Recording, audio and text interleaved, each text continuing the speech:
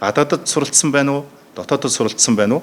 Боловсролын зээлийн сангаас зээл аваад тэргүүлэх эрэлттэй мэргэжлээ төгсөж ирээд тэр мэргэжлээрээ Монгол улстай ажилласан болвол одоо тэрийн чөлөөлтүүдийг хийдэг одоо байя. Тэгэхгүй бол манай дээр өнөөдөр одоо яг энэ дотоодын юунаас зээлийн гэрээнийхээ үүргийг биелүүлээгүй 15 тэрбум төгрөгийн өр үүсцэн явж байгаа юм байна. 10 мянган диплом өнөөдөр манай СЭП-нд байна.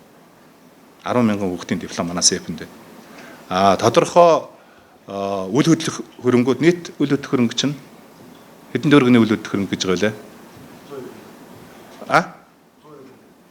190 тэрбум төгрөгийн одоо үнэлгээтэй үл хөдлөх хөрөнгө орон сууц одоо барьцаалагдсан ийм барьцаа хөрөнгүүд бас манай боловсролын зээлийн санд бас байгаа юм байна. За ихэд цаашдаа бол одоо бид нар ерөөсөө ийм хэлбэрээр одоо арга хэмжээ. За нөгөө юуг бас дахиад ялгаа нь юунд гардггүй гэхээр дотоодын нөгөө зээл авсан оюутнуудыг болохоор Монгол банкны одоо мэдээллийн санд байршиж байдаг. Гэтэл нөгөө гадаадын өндөр хөгжилтэй өндөр зээл авж байгаа хүүхдүүдийн одоо авсан зээлийн мэдээлэл Монгол банкны зээлдэгчдийн одоо санд байдгүй юм байна.